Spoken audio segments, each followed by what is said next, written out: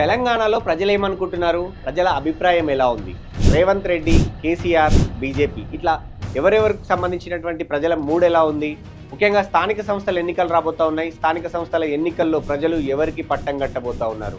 ఏ పార్టీకి సంబంధించినటువంటి అభ్యర్థులకు ఓటైపోతా ఉన్నారు? ఒక్కో నియోజకవర్గానికి సంబంధించి అక్కడ ఎలా పరిస్థితి ఉంది? ఏంది ఉంది? ఎమ్మెల్యే పనితీరు ఎలా ఉంది? పార్టీ పనితీరు ఎలా ఉంది?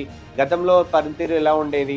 ప్రజలు ఏమనుకుంటున్నారు? రాబోయే స్థానిక సంస్థల ఎన్నికల్లో ఎవరికి పట్టం కట్టబోతా ఉన్నారు? ఇలాంటి అంశాలకు సంబంధించి ఒక్కో నియోజకవర్గానికి సంబంధించి మీ ముందు ప్రజాభిప్రాయాన్ని మీ ముందుంచే ప్రయత్నం చేయబోతోంది తెలుగు 360. ఎక్కడ కూడా కాంప్రమైజ్ కాకుండా ప్రజల అభిప్రాయాన్ని పక్కాగా శాస్త్రీయంగా సర్వే చేసి మీ ముందుకు తీసుకురాబోతోంది.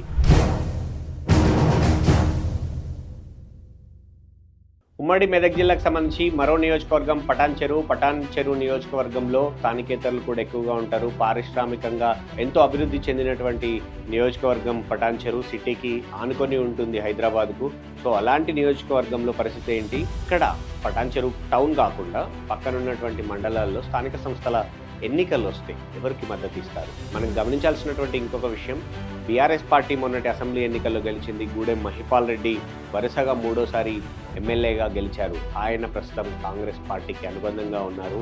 కాంగ్రెస్ పార్టీ వైపు చేరలేదు అని రకరకాలుగా ఉన్నప్పటికీ కూడా కాంగ్రెస్ పార్టీ అనుబంధ ఎమ్మెల్యేగానే ఉన్నారు. అక్కడ కాంగ్రెస్ పార్టీలో 2 గ్రూపులు కూడా ఉన్నాయి.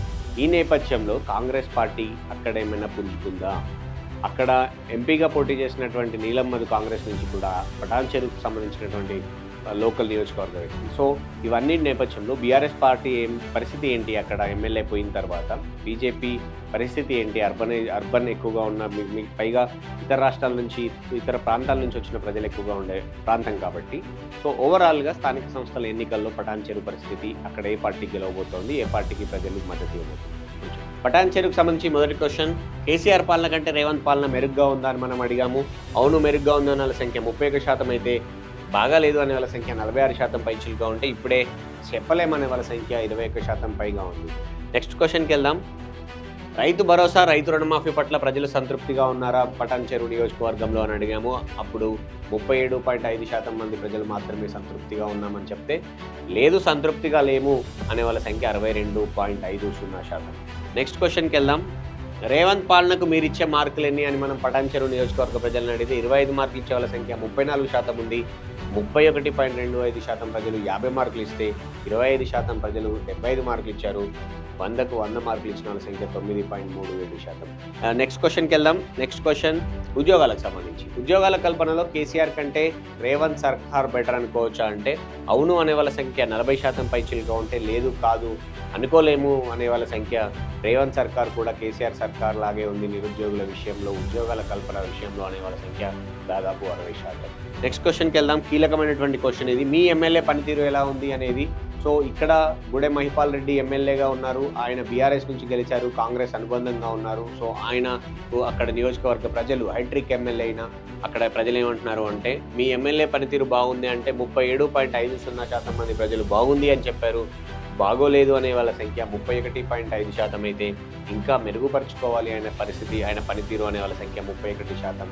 సో ఓవరాల్గా గూడెం మహిపాల్ రెడ్డికి కొంత ఎడ్జ్ అయితే, పాజిటివ్ ఎడ్జ్ అయితే చాలా స్పష్టంగా కనపడతాం. నెక్స్ట్ క్వశ్చన్కి వెళ్దాం. ఉచిత బస్సుకు సంబంధించి ఫ్రీ బస్ పథకం పట్ల మీ అభిప్రాయం ఏంటి అంటే, బాగుంది అనే వాళ్ళ సంఖ్య ఇక్కడ కూడా తక్కువగా ఉంది, బాగోలేదు అనే వాళ్ళ సంఖ్య దాదాపు 69%గా ఉంది.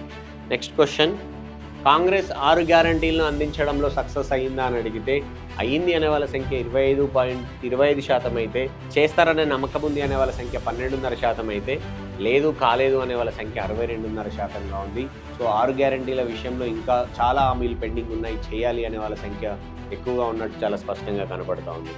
నెక్స్ట్ క్వశ్చన్, కాళేశ్వరం సంబంధించి, కాళేశ్వరం ప్రాజెక్టులో అవినీతి జరిగిందని నమ్ముతున్నారా అని మిగతా నియోజకవర్గాల్లాగే పటాన్ చెరువు నియోజకవర్గంలోనూ మనం ప్రశ్న అడిగితే 31.25% మంది ప్రజలు నమ్ముతున్నామంటే, 37.5% ప్రజలు నమ్మట్లేదు అని చెప్పారు. 31.25% ప్రజలు కాంగ్రెస్ ప్రచారమే అనే విషయాన్ని స్పష్టం చేశారు.